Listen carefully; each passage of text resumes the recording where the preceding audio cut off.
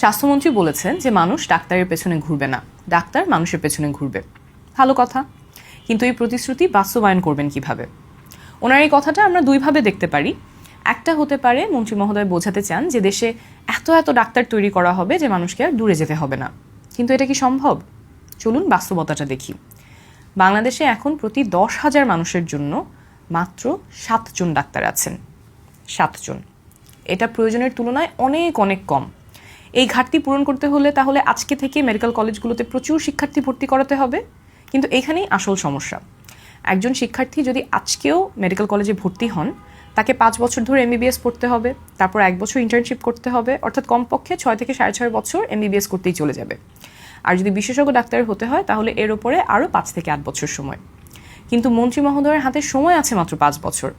তার মানে আজকেও যদি কোনো শিক্ষার্থী মেডিকেল কলেজে ভর্তি হয়, এই সরকারের মেয়াদে ডাক্তার হয়ে একজন রোগীও তিনি দেখতে পারবেন না। সুতরাং ডাক্তারের সংখ্যা বাড়িয়ে এই মেয়াদে ফল পাওয়া সম্ভব না। এটা 10 থেকে 15 বছরের পরিকল্পনা হতে হবে। সেরকম কোনো দীর্ঘমেয়াদী পরিকল্পনার কথাই কি মন্ত্রী মহোদয় বলেছেন? যদি বলে থাকেন তাহলে সেটা স্পষ্ট করে জানান এবং সেই অনুযায়ী আমাদেরকে প্রতিশ্রুতি দিন।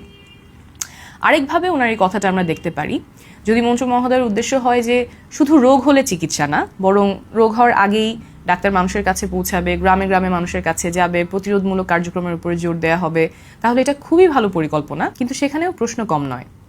আমাদের দেশে 68% মানুষ গ্রামে থাকেন, অথচ প্রায় 75% ডাক্তার থাকেন শহরে। যুগের পর যুগ ধরে এই অবস্থায় চলে আসছে। কেন? একজন ডাক্তার ঢাকায় বসে প্রাইভেট প্র্যাকটিস করলে মাসে যা আয় করেন, উপজেলা স্বাস্থ্য কমপ্লেক্সে সরকারি চাকরি করলে তার থেকে অনেক কম উপার্জন করেন। গ্রামে সন্তানের জন্য ভালো স্কুল নাই, পেশাগত উন্নতির সুযোগ কম, দক্ষতা বাড়ানোর সুযোগ কম, নিরাপত্তারও অনেক ঝুঁকি আছে। এগুলো সহ আরও অনেক কারণে অনেক উপজেলা স্বাস্থ্য কমপ্লেক্সে পদ অনুমোদিত থাকলেও সেই পদে ডাক্তার নাই। তাহলে মন্ত্রী মহোদয় যদি সত্যিই ডাক্তারকে মানুষের দোরগোড়ায় নিয়ে যেতে চান, শুধু নির্দেশ দিলে হবে না। ডাক্তারের জন্য গ্রামে থাকাটাকে আকর্ষণীয় করে তুলতে হবে। মানসম্পন্ন সরকারি বাসস্থান দিতে হবে, গ্রামে কাজ করলে পদোন্নতিতে সেটা বিবেচনায় নিতে হবে, নিরাপত্তা নিশ্চিত করতে হবে, প্রয়োজনে বিশেষ গ্রামীণ ভাতা দিতে হবে। আর শুধু ডাক্তার না, nurse, midwife, paramedic, technologist, pharmacist, community স্বাস্থ্যকর্মী সবার জন্য ব্যবস্থা নিশ্চিত করতে হবে। এসব বাস্তবায়নের পথরেখা কি? সুনির্দিষ্ট পরিকল্পনা আছে?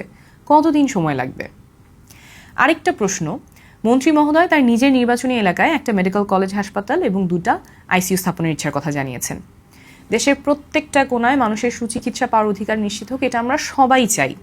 কিন্তু একজন মন্ত্রী যখন নিজের এলাকার কথা আলাদা করে বলেন, তখন স্বাভাবিকভাবেই প্রশ্ন জাগে, এটা কি স্বাস্থ্যসেবার ঘাটতি মেটানোর জন্য তথ্যভিত্তিক সিদ্ধান্ত, নাকি রাজনৈতিক বিবেচনা?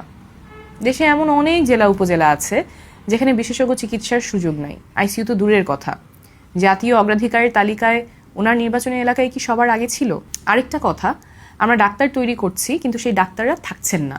প্রতি বছর বহু মেধাবী চিকিৎসক বিদেশে পাড়ি জমাচ্ছেন ভালো কর্মপরিবেশ, দক্ষতা বাড়ানোর সুযোগ, মানসম্মত বেতন এবং নিরাপত্তার জন্য। এটা আমাদের সিস্টেমের ব্যর্থতা। এই ব্রেইন ড্রেন ঠেকানোর কোনো পরিকল্পনা আছে কি মন্ত্রী মহোদয়ের? না হলে এক হাতে তৈরি করে আরেক হাতে আমরা হারাতে থাকবো।